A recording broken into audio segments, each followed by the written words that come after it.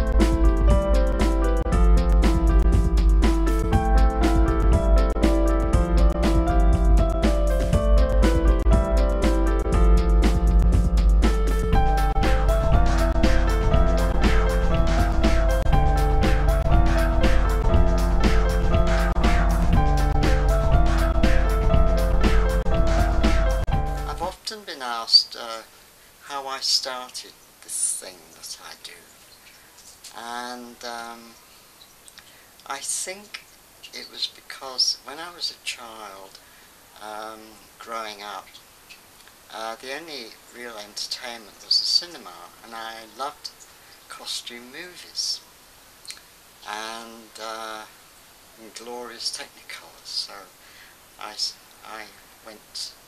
I particularly like costume movies, so I must have had interest in costume at an early age.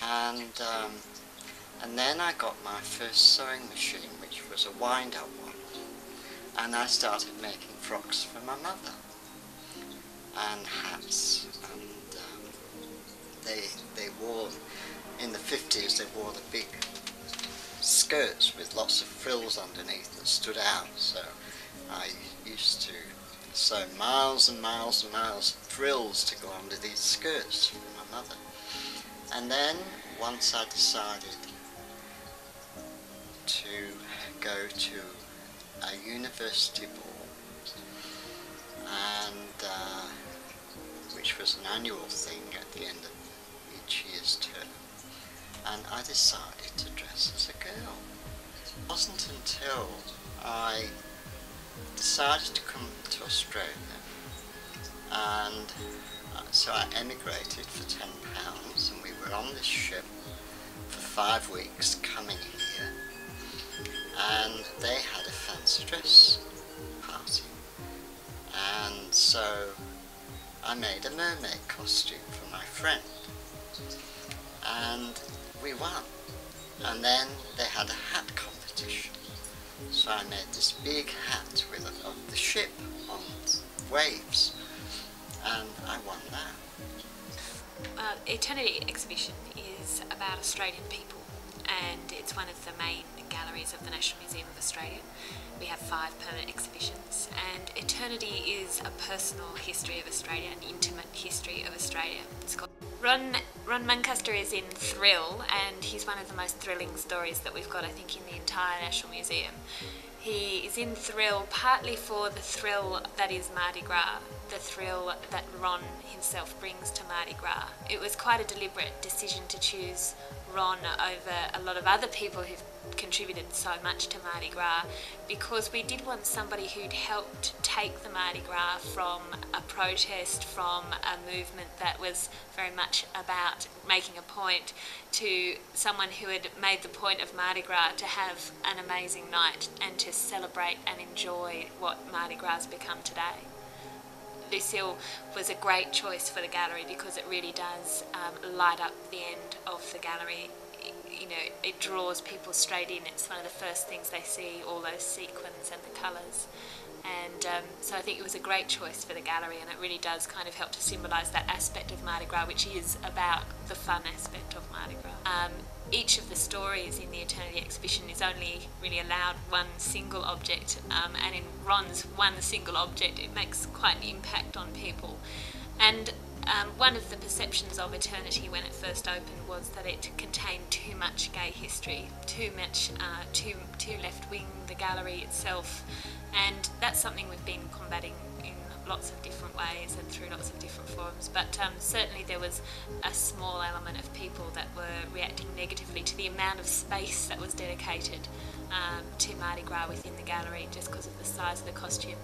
But I would say that 99% of people that come in love it for what it is, which is an incredible costume that really sums up the fun that people can have at an event like this and celebration of life.